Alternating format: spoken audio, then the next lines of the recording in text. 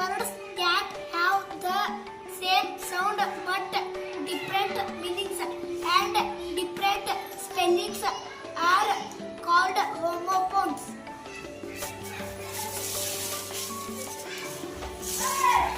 I means nanu.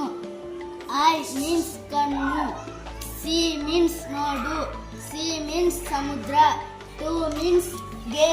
2 means eradu. Here means illi. Here means kelu. By means ಮೂಲಕ. By means ಖರೀದಿ. Sell means ಜೀವಕೋಶ. Sell means ಮಾರು. Right means ಬರೆ. Right means ಬಲ. Whole means ರಂಧ್ರ. Whole means ಸಂಪೂರ್ಣ. New means ಹೊಸ. New means ಗೊತ್ತಿತ್ತು. No means ಇಲ್ಲ. Now means ಗೊತ್ತು. Ear means ಕಿವಿ. Year means ವರ್ಷ.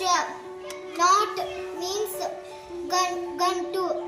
Not means ಅಲ್ಲ. B means ಎಂದು.